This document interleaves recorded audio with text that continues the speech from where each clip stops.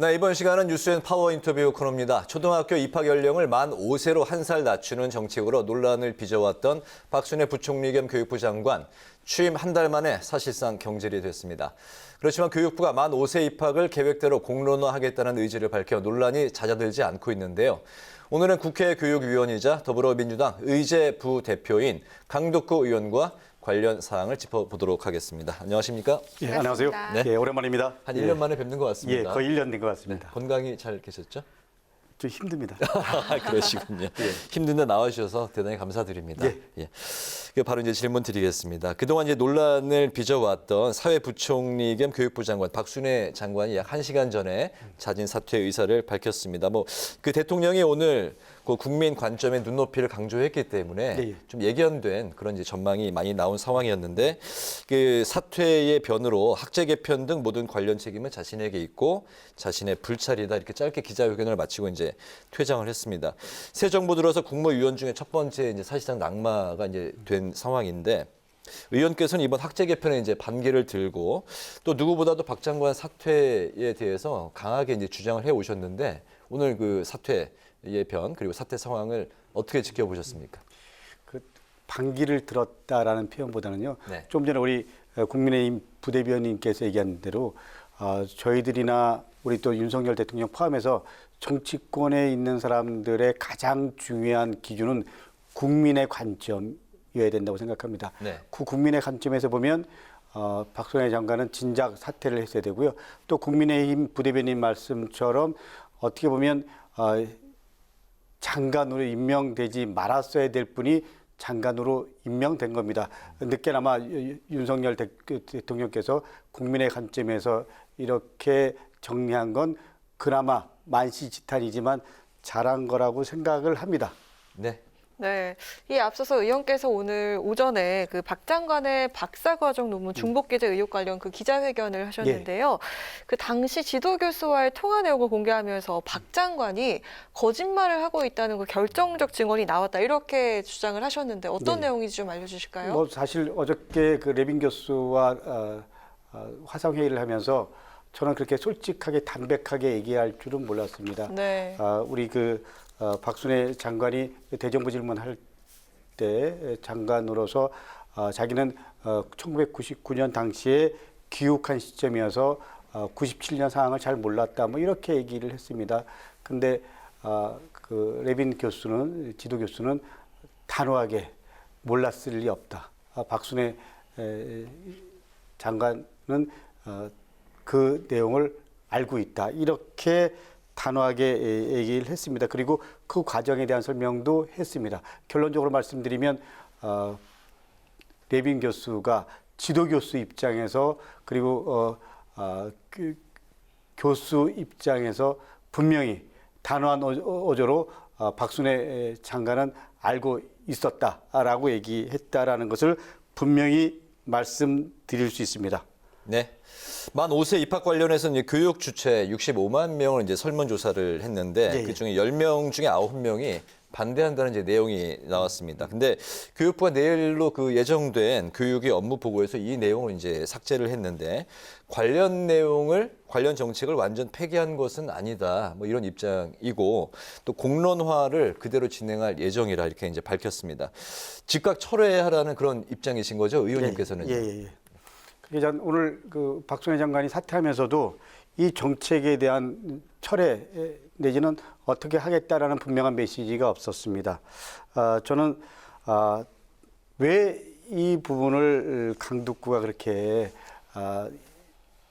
이렇게 나서서 하냐라고 얘기를 여러분들이 묻습니다. 그럴 때 저는 몇 가지 얘기를 합니다. 절차상 국민들 또 시민들과 그 논의를 사회적 의제를 협의하고 합의되는 과정들이 없었다. 이건 아주 중요한 의미가 있습니다. 아무리 좋은 정책이라고 하더라도 그 정책의 당사자들이라든지 시민들이 반대한다. 그러면 이 부분에 대해서는 다시 한번 고민해봐야 된다고 생각합니다. 그런데 저희들이 60여만 명 응답을 해준 결과도 94.8%였고요. 보수적인 그 단체인 교총도 90%가 넘는다고 얘기했고요. 뭐 전교조도 포함해서 진보 보수 네. 단체 다 상관없이 반대를 하고 있고요. 여론조사 결과도 그렇게 나와 있고요. 그런 사회적 합의 과정이 전혀 없었다라는 것. 그리고 저는 그 가장 중요한 것 중에 하나가 우리나라 그 학부모들이 갖고 있는 인식, 그 교육에 대한 생각 이런 것들을 전혀 도외시한 것 같습니다. 가령 예를 들면 박순애 장관은 이 정책을 만든 배경이 사교육비 절감을 하기 위해서 한다라고 얘기했는데 예를 들면 우리네 부모님들은요. 내 아이가 초등학교를 가기 전에 적어도 한글은 띄어야 돼. 그리고 적어도 예를 들면 영어 스펠링 정도는 띄어야 돼. 뭐 이 정도는 기본적으로 네. 갖고 있습니다. 다시 말하면 이제 만 5세 한 살 그 하향이 되면 그만큼 사교육 시장이 1년 더 빨리 형성된다라는 거죠. 이미 전 강남의 사교육 시장은 들썩이고 있다라는 걸 언론에서도 여러 번 나왔습니다. 그런 것들을 인식한다면 이 정책이 당연히 철회되는 게 맞는 거죠. 예. 네, 그렇군요.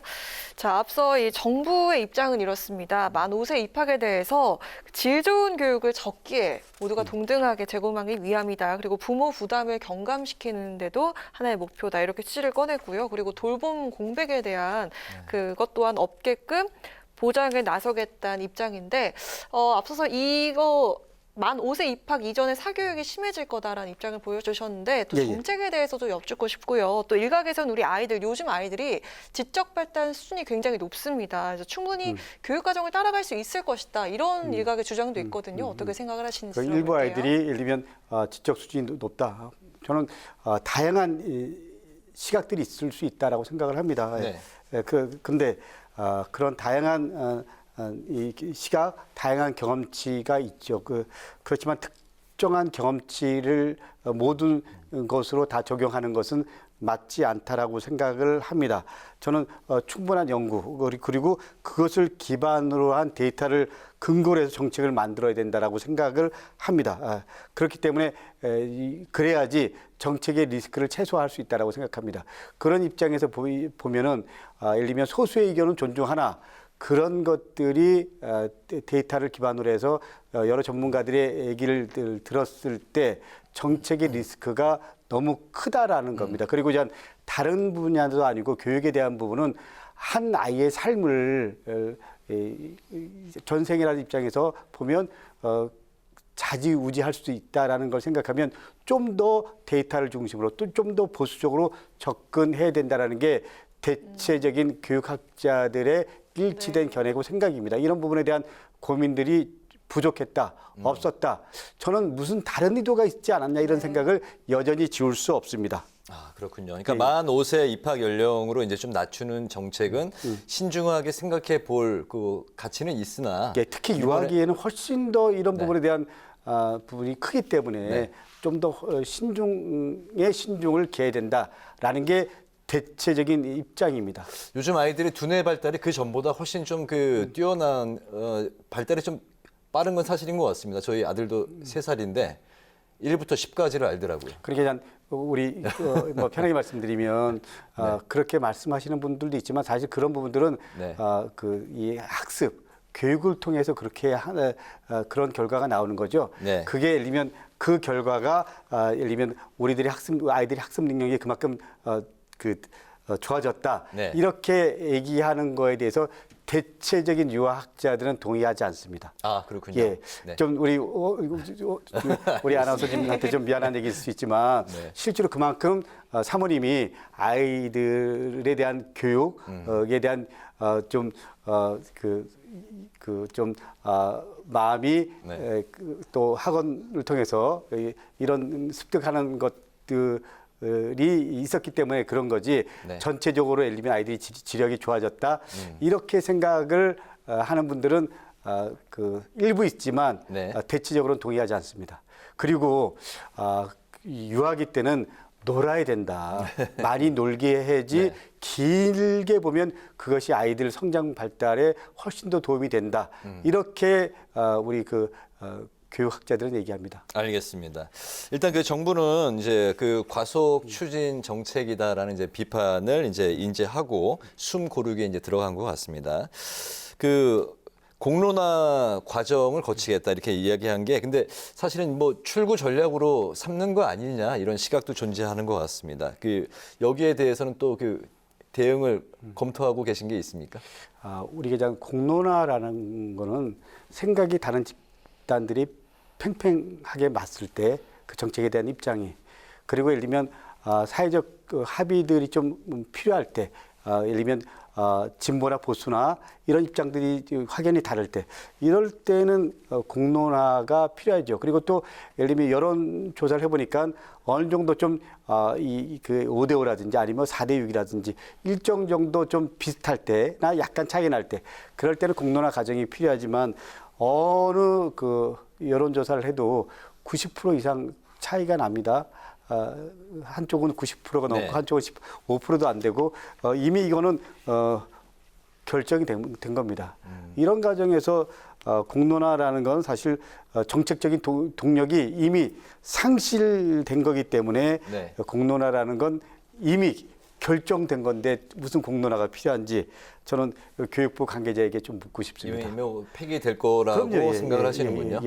보수 진보 다 이건 폐기돼야 될 정책이다. 그리고 전문가 학부모 모두가 90% 이상 그렇게 얘기하는데 아주 소수의 의견은 있지만 그 소수의 의견 갖고 공론화를 해야 된다.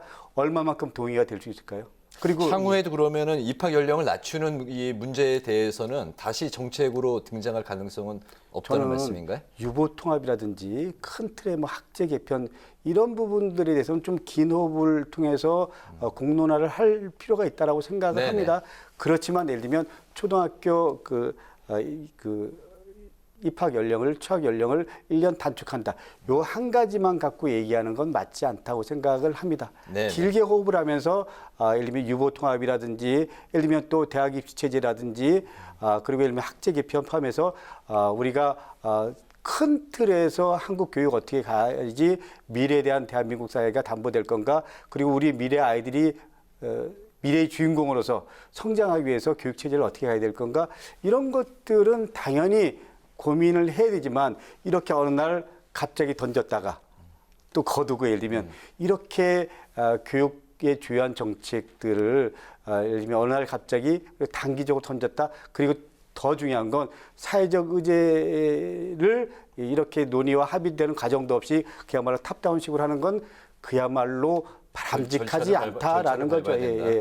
대통령께서 신속하게 예를 들면 좀 추진할 수 있는 방법을 강구하라. 그렇다고 해서 교육부 장관이 예 알았습니다. 막 그런 다음에 이슈를 던지고 이렇게 하는 게 맞는 건가요? 무슨 말씀인지 알겠습니다. 그러니까 학부모님들이 분노하는 거죠. 네. 네. 그렇습니다. 이제 당내 상황 좀 살펴보도록 하겠습니다. 역시 이변은 없었습니다. 확대명 확실했는데요. 이재명 후보가 당 전대 첫 순회 경선에서 압승을 거두게 됐습니다. 이번 결과의 의미에 대해서 어떻게 해석을 하시는지 들어볼까 하는데 역시나 좀 예상대로 싱거웠다 이런 반응도 좀 있거든요. 어떻게 해석하면 좋을까요? 저는 두 가지라고 생각합니다. 말씀하신 대로 역시나 뭐 어대명 네. 이게 그냥 어대명이 아니었고요. 이게 제가 일반적인 적어도 민주당 내에서는 흐름이었구나라는 게 확인되는 과정이죠. 근데 아마 제 생각은 지금 국민 여론조사는 시작을 하지 않았습니다. 국민 여론조사 전제가 있습니다. 국민의힘이나 다른 당을 지지하는 분들은 빼는 거잖아요. 그러면 제가 보기에는 더 차이가 날 수도 있습니다. 두 번째는 우리가 97세대라고 얘기하지만 실제로 97세대가 제가 2년 동안 여기 위에서 보면 얼마만큼 이 97세대다운 이슈를 던지고 또 아젠다를 던지고 그거에 대해서 치열하게 고민하고 이런 과정이 있었나? 저는 솔직히 좀 97세대라고 그분들이 얘기를 하지만 저는 별로 동의를 못합니다. 저는 특정 누구를 지지하고 이런 건 아니지만 적어도 예를 들면 시대정신에 대한 고민을 하고 그리고 네. 그 세대가 갖고 있는 상징성 맞는 아젠다와 이슈를 던지고 그걸 통해서 치열하게 고민하고 예를 들면 그거를 국민들에게 설득하는 과정들이 있었다. 그러면 세대로서의 어떤 상징성을 갖는데 97세대가 과연 민주당에 아니면 대한민국 정치사에서 그런 역할을 했냐? 저는 그런 부분에 대해서 얼마만큼 공감을 얻을 수 있을지 그건 모르겠습니다. 이재명 후보를 지지하고 지지하지 않고 이거는 자 내부의 정치권 전부다. 그리고 또 특히 이 소위 말하는 586 이후의 그룹들이 내부적으로 좀 이런 성찰의 과정들이 네. 좀 더 필요하다고 생각을 합니다. 알겠습니다. 네, 이번 생각이 다를 수 있지만 제 생각은 그렇습니다. 네. 네, 예. 이번 전대 과정에서 또 새로운 뜨거운 감자로 떠오르고 있는 게 바로 그 이재명 방탄용 논란이 제기된 당원 제80조 개정인데요. 여기에 대해서 어떤 의견을 갖고 계신지 또 여쭙도록 하겠습니다. 저는 그러니까 기소되면은 당원권이 정지된다는 그 항목을 이제 삭제하려고 하는 거죠? 개정을 하려는 거죠. 그게 그 일부에서는 특정인을 염두에 둔 거 아니냐 뭐 이런 얘기들을 하지만 저는 그런 부분도 일부 있을 수 있죠. 그렇지만 그거는 제가 보기에는 마지막 선택은요. 저는 당원들이 선택할 거라고 생각을 하고요. 좀 더 이 부분에 대해서는 아직까지 공론화되어지는 과정이잖아요. 지켜볼 필요가 있다라고 생각을 하는데 박용진 의원은 이재명 후보의 방탄용 이 아니냐 뭐 이런 언급을 했고 그리고 그 강훈식 의원은 시점상 충분히 그런 논란이 제기될 그런 여지가 있다라고 얘기를 했는데 저는 이 부분은 좀 더 봐야 될 것 같습니다. 좀 더. 예. 그렇지만 저는 개인적으로 어쨌거나 저는 지금 우리가 소위 말하는 검찰이 민주당이 여러 가지 압박해오는 요소들이 있습니다. 저 같은 경우도 예를 들면 지난 대선 치르면서 고발을 3건이나 당해왔고요. 지금 경찰청에서 관련된 조사를 받으러 오라고 하고 이런 여러 가지 압박들이 있습니다. 네, 이런 야당 탄압이 우려되는 상황에서 여당일 때와 야당일 때는 확연히 또 다릅니다. 그리고 또 윤석열 대통령이 검찰 중심으로 사고하고 이런 입장에서 또 나름대로 좀 우려되는 부분도 있고요. 그래서 이런 부분에 대한 마지막 선택은 당원과 우리 당을 지지하는 분들의 판단이 제일 중요하다고 생각합니다. 네, 그 마지막 선택이 이제 8월 28일이니까 전당대회 이제 정확히 20일 남았네요. 그렇죠. 그 민주당 이제 의제 부대표이시고 국회 이제 교육위원이신데요. 올 한해 이제 의원님의 의정 활동 계획 그리고 목표를 여쭙고 마무리를 할까요? 예, 저는 편하게 말씀드리면 2년 끝난 다음에 반성을 많이 했습니다. 첫 번째 반성은 제가 경기도 도의원을 3선을 했는데요. 지방의원 할 때는 사실 정책이 가장 중요한 이슈였고요. 그리고 민생이 제일 저희들이 피부적으로 고민하는 현안이었는데 국회에 와보니까 우리가 말로는 민생이라고 하고 이러지만 실질적으로 정쟁에 매몰돼서 민생에 대한 고민을 하면서도 이슈를 던져도 이게 이슈가 안 됩니다. 도의원 때가 훨씬 더 민생을 많이 챙기셨군요. 그래서 저는 요새 와서 전 고민하는 게 공존의 정치를 할 수 없을까. 예를 들면 국민의힘도 좋은 정책을 내고요. 또 보수의 소리도 당연히 들어야 되잖아요. 또 민주당도 좋은 정책이 있고 또 설익은 정책이 있잖아요. 민주당이 상대적으로 진보적이지만 진보적이라고 해서 항상 좋은 건 아니잖아요. 저는 보수와 진보가 보수가 좀 공존할 수 있는 길은 없을까.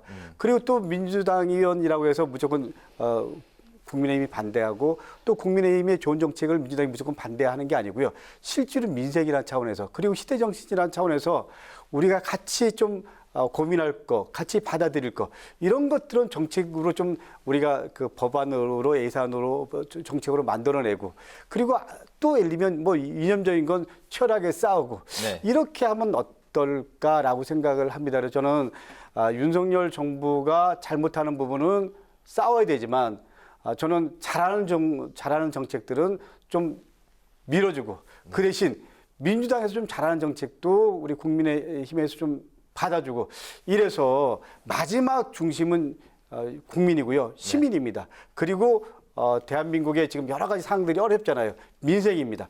이런 입장에서 좀 공존의 정치, 상생의 정치, 싸울 건 싸우더라도 이렇게 생각을 하고 싶은데 이게 참 잘 안 됩니다. 그런 부분에 대한 알겠습니다. 고민과 그런 자괴감이 늘 있습니다. 알겠습니다. 네.